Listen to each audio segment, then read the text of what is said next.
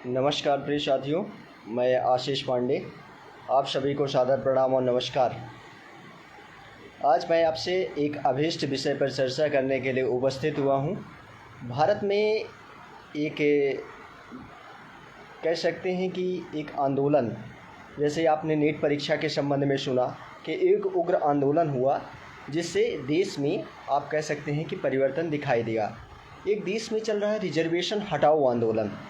Reservation हटाओ आंदोलन से तात्पर्य है कि देश में कह सकते हैं कि समान व्यवस्थाएं होना चाहिए, कह सकते हैं समान अधिकार और समान अवसर होना चाहिए। कहने का तात्पर्य है कि शिक्षा व्यवस्थाओं में जो रिजर्वेशन की सुविधाएं दी जा रही हैं उसका एक नियामकीकरण निर्धारित करना चाहिए सरकार को।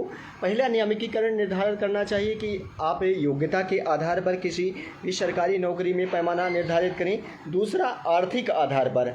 आर्थिक आधार कहने का तात्पर्य है कि समस्त वर्गों में आप कह सकते हैं कि समस्त वर्गों में कहीं न कहीं एक अर्थ के आधार पर कमज़ोर तबके के व्यक्ति होते हैं, चाहे वो ब्राह्मण हो, क्षत्रिय हो, वैश्य हो या कि शूद्र हो। तो समस्त वर्गों में एक प्रकार के मतलब आर्थिक रूप से कमज़ोर व्यक्ति है, उनको आर्थिक तौर पर उनकी सहायता करना चाहिए सरकार को, ना कि एक कैटेगराइज बस आप रिजर्वेशन देते रहें। और साथ ही साथ एक शिक्षा व्यवस्था में जो अव्यवस्थाएं होती हैं उसको आप दुरुस्त ना करके एक कह सकते हैं कि जो सुधार करना चाहिए सरकार को, कहीं ना कहीं इसमें प्रयास करना चाहिए। आप कह सकते हैं 2-3 बिंदुओं पर आपको रिजर्वेशन बंद करना चाहिए। कह सकते हैं कि पहला, आपको शिक्षा के क्षेत्र में, शिक्षा में यदि आप अच्छे योग्य कर्मठ शिक्षक नहीं रखेंगे तो देश के राष्ट्र निर्माण में आप सहयोग नहीं कर सकते हैं, क्योंकि शिक्षक जो होते हैं राष्ट्र के निर्माता होते हैं। देश को निर्माण करने में उनकी महत्वपूर्ण भूमिका होती है, क्योंकि छात्रों को बनाने में उनकी महत्वपूर्ण भूमिका होती है। एक अभीष्ट निर्माणकर्ता माना जाता है।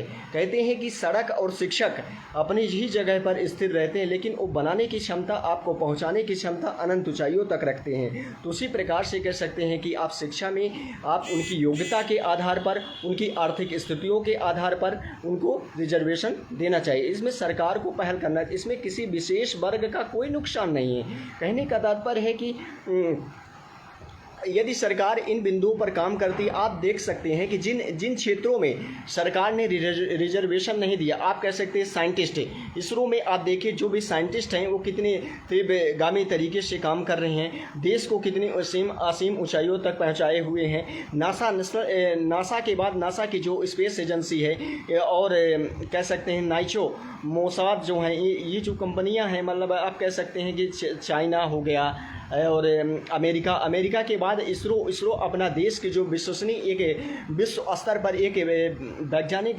संस्थान बना हुआ है, जो कि मिसाइलों का प्रक्षेपण करता है। ब्रह्मोस जैसे मिसाइलों का भारत अब निर्यात करने लगा है। एक कह सकते हैं कि एक वैश्विक ग्लोबलाइजेशन जो है आप प्रगति कर रहे हैं। तो ये आप जिन क्षेत्रों में आपने कह सकते हैं कि रिजर्वेशन नहीं दिया, उन क्षेत्रों में कितना विकास हुआ है। आप सेना में देख लीजिए, चाहे थल सेना की बात की जाए, चाहे नौसेना की बात की जाए, चाहे वायुसेना की बात की जाए, तीनों सेनाओं में आप देख लीजिए जहाँ पे रिजर्वेशन की व्यवस्थाएं नहीं, उनमें कितनी उच्च स्तरीय व्यवस्थाएं हुई हैं। तो सरकार को उनकी मानक के मापदंड, योग्यता के आधार पर उनकी रिजर्वेशन संबंधित गतिविधियों को सरकार को ध्यान में रखना चाहिए। उनकी आर्थिक सर्वेक्षण गतिविधियों को ध्यान में रखते हुए काम करना चाहिए। नंबर दो विषय मैं आपसे बात करना चाहता हूँ कि मेडिकल के क्षेत्र में, स्वास्थ्य के क्षेत्र में यदि आपने खिलवाड़ किया तो आप कह सकते हैं कि 33% वाले व्यक्ति को आप नीट का एग्ज़ाम लेते हैं, नीट का एग्ज़ाम लेने के बाद आप 40%, 50% वाले व्यक्तियों को रखेंगे, उनको स्पेशलिस्ट बनाएंगे, विशेषज्ञ बनाएंगे, हृदय रोग विशेषज्ञ बनाएंगे, MBBS करवाएंगे, आदि क्षेत्रों में करवाएंगे, वो डॉक्टर बनेंगे। कल देश के निर्माण में उनकी महत्वपूर्ण भूमिका होगी। लेकिन स्वास्थ्य से संबंधित जो उनका एक कह सकते हैं कि विश्वास की परिभाषा होगी, तो स्थापित नहीं कर पाएंगे। इस विषय को ध्यान में रखते हुए सरकार को स्वास्थ्य के क्षेत्र में एक महत्वपूर्ण कदम उठाना चाहिए और योग्य व्यक्तियों को ही उसमें रखना चाहिए। नंबर तीसरा है अधोसंरचना। इंजीनियरिंग क्षेत्र में जो अभियंता आप निर्माण करते हैं, जो देश की संरचना के विकास में आप निर्माणकर्ता होते, जैसे आप सिविल इंजीनियर हो गए, मैकेनिकल इंजीनियर हो गए, इलेक्ट्रिकल इंजीनियर हो गए, जो जैसे आप सड़क बनती है, आप देख पाते हैं कि देश में सड़क बनती है, पुलों का निर्माण होता है, कहीं सड़क बह जा रही है, कभी ढांचों का निर्माण बह जा रहा है। तो ये एक अव्यवस्था है, सरकारी अव्यवस्थाओं का एक सिस्टम जो है, लाचार अव्यवस्थाएं हैं, उनको सरकार को सुधार करना चाहिए और रिजर्वेशन हटाओ पॉलिसी का सहयोग करना चाहिए। ज़्यादा से ज़्यादा लोग जुड़ें और रिजर्वेशन हटाओ आंदोलन में कोऑपरेट करें। कहने का तात्पर्य इसमें समस्त वर्गों का योगदान आप देख सकते हैं कि आप चाहे वो अदर बैकवर्ड क्लास हो, आप उनका रिजर्वेशन कौन ले रहा है? उनका रिजर्वेशन उन्हीं के जात के क्रीमी लेयर वर्ग ले रहे हैं। क्रीमी लेयर वर्ग जो पढ़े लिखे पहले से IAS हैं, PCS हैं, इंडियन फॉरेन सर्विस में हैं, उनको क्या रिजर्वेशन की ज़रूरत है?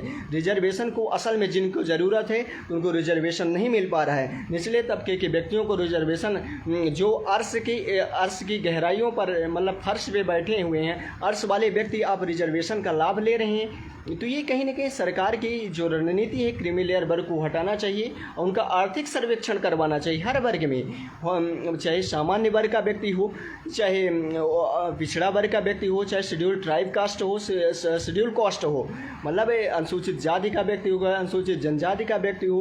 कहने का तात्पर्य है कि उनमें एक आर्थिक सर्वेक्षण और उनकी प्रमुख योग्यता के आधार पर उनका चयन करना चाहिए। रिजर्वेशन हटाओ एक पॉलिसीज है और सरकार को इनमें जो महत्वपूर्ण जैसे युवा व्यक्ति हैं उनको सहयोग करना चाहिए और सरकार को इसमें पहल करना चाहिए। बहुत बहुत आभार, धन्यवाद।